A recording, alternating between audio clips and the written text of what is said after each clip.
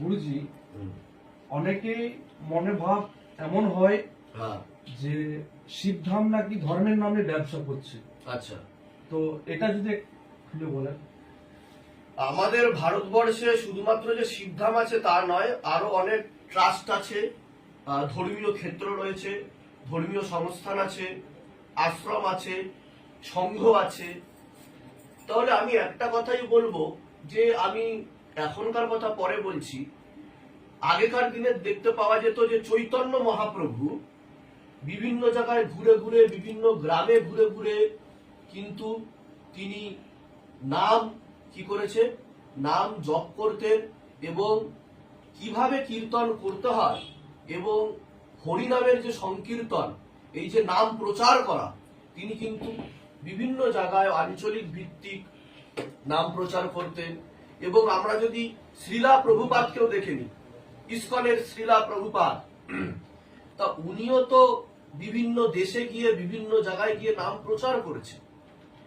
এবার আমার কাছে বলার বক্তব্য হচ্ছে, আমরা এখনো দেখি, কিছু যুগ আগেও আমরা কিন্তু দেখেছি যে বিভিন্ন গ্রামে গঞ্জে গিয়ে গিয়ে কিছু সাধক, তপস্বীগণ, কিছু গোস্বামী, কিছু আচার্যগণ, তারা কিন্তু ভিক্ষা করে, কি করে, ভিক্ষা করে কিন্তু নাম প্রচার করেছেন।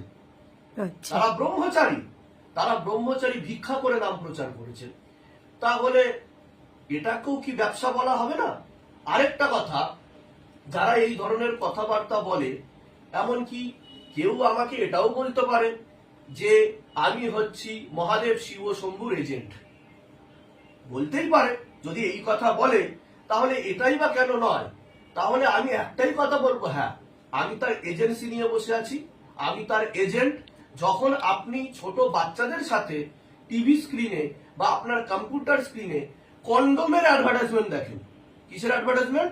কন্ডোম কিংবা অন্তর্বাসের অ্যাডভার্টাইজমেন্ট দেখেন, তখন এই প্রশ্নগুলো আপনাদের কোথায় জাগে? যদি শিবধামের আমি অ্যাডভার্টাইজমেন্ট করি, মহাদেব শিব শম্ভুর অ্যাডভার্টাইজমেন্ট করি, আমি 1000 বার করব। তার কারণ আমি ধর্ম রক্ষার স্বার্থে করছি। আপনারা যত বুদ্ধিমান হয়েছেন, তত অন্ধকারে আপনারা হারিয়ে গেছেন।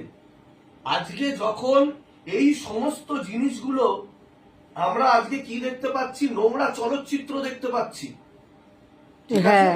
আমরা নোংরা চলচ্চিত্র দেখতে পাচ্ছি, তো সেখানে তো কোন রকম আওয়াজ উঠছে না। যদি শিবধাম, শিব শম্ভুর নাম প্রচারের উদ্দেশ্যে কোনো ভিডিও বা একান্তিক বার্তা